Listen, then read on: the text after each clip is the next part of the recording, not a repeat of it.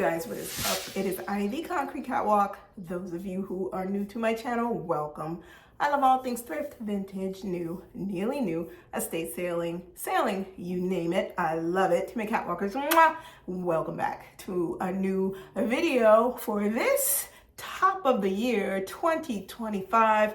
I hope that you guys had a fantastic holiday season, and as we all move forward in this new year, I hope that this new year is a very, very good one for you. Coming into the top of this year, I am sure you are all aware that there has been one of the biggest internet stories to break out of none other than Walmart. And I'm not gonna get into all of the intricacies with that, other than to say that there was a TikToker who came across a bag that resembled closely to, we all know what it is by now.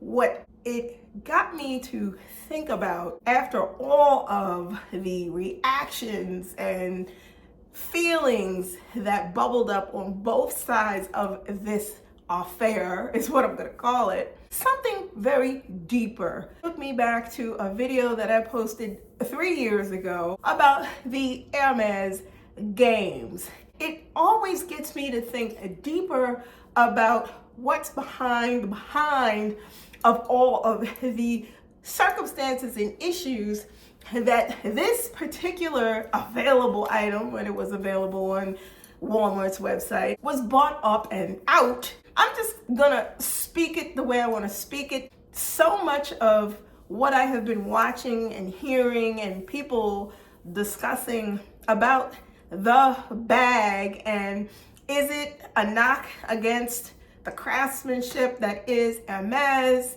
Is it a slap in the face of those who can truly go in and afford a $30,000, $40,000, $50,000 or more bag? Is it flaunting, ha ha ha, I got this at a price point that even, listen, the perspective that I see with this, being in the realm of a collector of handbags, there is this thing that comes up with me every time I think about the fact that I can go out there and make a decision about if I'm going to spend $2,000, $3,000, $4,000, $5,000, $6,000, $7,000 for a bag or not.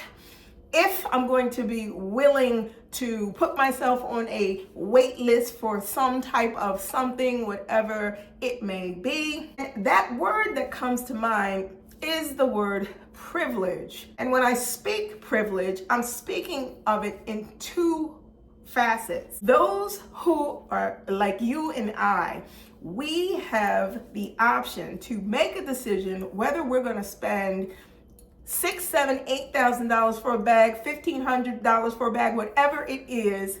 And it is a privilege of a decision to decide yes or no. Yes, I'm going to pay for this. No, I'm not going to pay for this.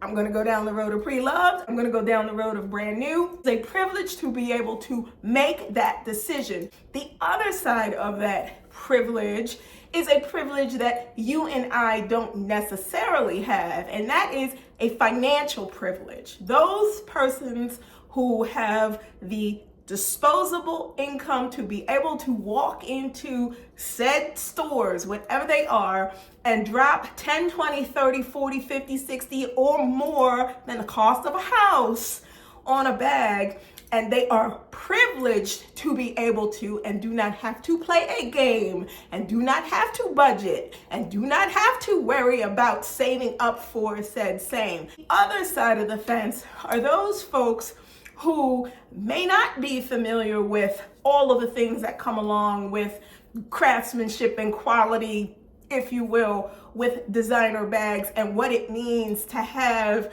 an atelier or someone who has the knowledge and know-how of leathers to pick grades and togos, and you get where I'm coming from, okay? Those are the folks who decided that $80 for a leather bag was good enough for them, and it gave them a feeling of something that they really wanted to have. Therein lies the big clash and the big divide that has sparked this whole conversation, from people who are in the know in fashion to world news landing this on the covers of internet magazines, discussions on CNN, discussions on CNBC, you name it, all over a $80 bag that boils down to accessibility and choice. For someone who may not be in a fiscal position to go out there and drop $2, $3, $4, $5, $50, $60 or more on a bag. There are degrees mixed up in here with this circumstance. The way things are in the world today, it is incredibly sad to me that the entire world is having a discussion about a bag that for some $80 is what is feeding their family for the week or for the month. The sad part is that those persons who make these bags, whether they're super expensive or super affordable, don't even earn enough of a living wage to take care of their own families, whether they're making the bags for Dior Design House or whether they're making the bags for some site that happens to sell their bags by way of Walmart's site. I think that this speaks volumes as far as the divide fiscally. People can go up in arms over a bag that is a tangible thing, something you cannot take with you when you leave this earth. Put all this energy into something that basically boils down to accessibility and fiscal ability, and the fact that a person simply made a decision that they either wanted to go this route or they wanted to go that route. Fashion causes people to chase.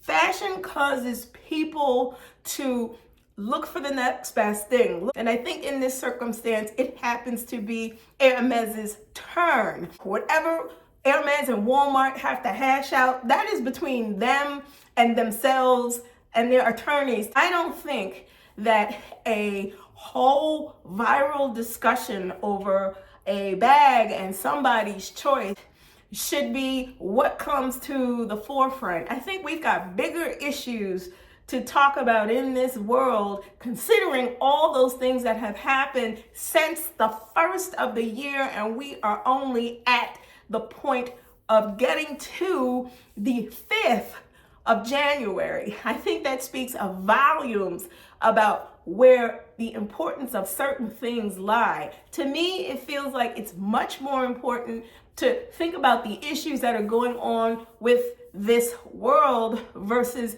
being caught up in worrying about who bought a bag that was kind of like duped, rep, whatever you feel like calling it, and why that triggered so many people in the end, when in reality, the thing that should be triggering people are all of the things that are going on with people and mental health and scarcity and unaffordable, unattainable housing, food prices. You would think at the end of it all, it's not about a bag. It's about what makes sense for the person who's in the position fiscally to be able to do what is in their best interest. But I think in terms of the conversation, enough. And let people do what it is that they want to do with their money. Just food for thought. Thank you so much for stopping by this week. If you do not want to miss out on anything that I post, you know what to do. Like, comment, subscribe to my channel. I'll post videos every Sunday, so if you do not want to miss out, tap that bell and you'll receive notifications each time I post a new video. Let me know your thoughts on this video. Leave your comments below. Thank you so much for watching. Be safe. See you all next Sunday. Bye for now.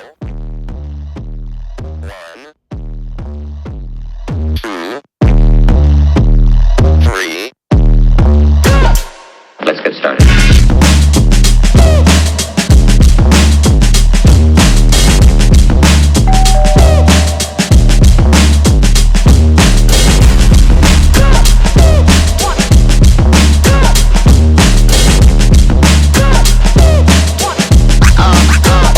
real good.